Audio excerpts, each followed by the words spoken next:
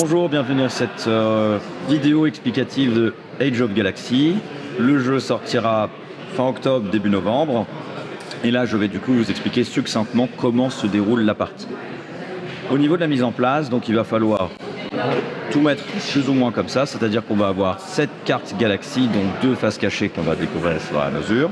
Les différents plateaux, 2 points de victoire, d'actions possibles, les emplacements de commerce, ainsi que du coup le congrès galactique où on va du coup scorer un maximum de points de victoire. Chaque joueur va du coup commencer avec 7 cartes en main. Il va pouvoir choisir parmi ces 7 cartes une faction qui est présente dans le croissant d'argent. Cette faction va avoir un agenda politique, des ressources militaires, économiques, des petites compétences et aussi on va savoir sur quel type de biome ils peuvent coloniser et extraire les ressources d'une planète.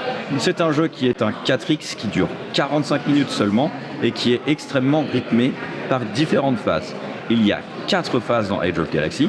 Une première où on va faire de la maintenance. En fait, on va gagner de l'or en perdant des ressources de fabrication, qui est obligatoire, tous les joueurs la font en même temps. La deuxième, en revanche, c'est une phase d'action. Chaque joueur va avoir 3 actions au départ. Il est possible que dans la partie, on en ait plus. Ça nous permettra d'avoir peut-être plus d'actions que d'autres joueurs.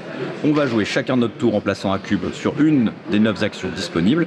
Certaines actions vont demander des prérequis. Par exemple, pour pouvoir justement faire du lobbying au Congrès Galactique, il faudra forcément contrôler des planètes qui sont présentes dans le système. Une fois que chaque joueur a posé tous ses cubes et qu'on a résolu tout ça, on va passer en phase de guerre. Je vais prendre des exemples très simples. Voilà, chaque joueur du coup va pouvoir, s'il le souhaite, construire des croiseurs et on va pouvoir aussi, si on le souhaite, protéger certaines planètes que l'on aura colonisées.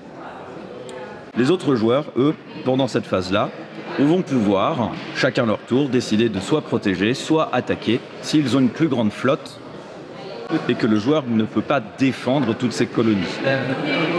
Ceci peut évidemment lui faire perdre les prérequis ou alors tout ce que les planètes peuvent lui apporter en points de victoire ou en ressources. Il va y avoir aussi de l'exploration, donc que ce soit des planètes que vous allez découvrir ou alors des artefacts ou des connaissances perdues un peu plus lointaines qui vont être converties soit dans vos points de science que vous allez pouvoir mettre dans votre tableau de civilisation ou alors convertir une fois de plus en points de victoire. Et enfin, on a une phase galactique dans laquelle ce vaisseau qui est là, c'est un peu le vaisseau de l'ONU, on va dire ça, va avancer au fur et à mesure et du coup on va découvrir les futures planètes et les découvertes que l'on peut y faire.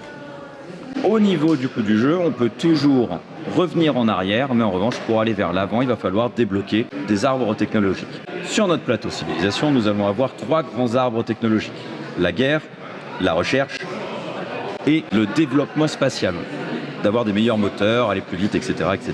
Pour compléter un petit peu tout ça, je vous disais en début de vidéo, chaque joueur a 7 cartes, il doit en poser une, et on va pouvoir du coup faire une alliance galactique qui va aller jusqu'à 3 cartes. Quand on va avoir une vraie alliance galactique, du coup on va très souvent avoir les agendas politiques qui vont être déclarés, ça va être aussi un système de scoring en fin de partie. Voilà, ça peut être la technologie, les sciences, la guerre, enfin, le militaire. Et toutes les autres cartes qu'on a en main, on va pouvoir les dépenser de différentes façons. Sur une carte, nous allons avoir du coup, si je la défausse, des bonus. Si ensuite je peux défausser une autre carte pour pouvoir coloniser une planète qui éventuellement je n'ai pas les extraterrestres pour pouvoir la coloniser, pour sa valeur du coup économique ou militaire, ou encore pour pouvoir utiliser les différents pouvoirs. Comme je vous disais, c'est 5 tours de jeu, 45 minutes, et je pense que l'une des façons de jouer à Age of Galaxy va être de jouer avec des joueurs qui ont un peu cette maîtrise de la diplomatie, car vraiment, quand j'utilisais le terme lobbying, on va vraiment essayer de contrôler des sièges au Congrès Galactique, ou alors essayer d'avoir les meilleurs deals possibles dans la galaxie, et rien ne nous empêche clairement de dire, bah écoute, voilà, cette planète-là, je peux te la laisser, en échange, on est d'accord, tu me laisses le siège quand c'est ton tour, etc. Vu qu'on joue chacun notre tour, on va avoir un impact directement sur le tour adverse qui sera. Voilà dans les grandes lignes pour Age of Galaxy.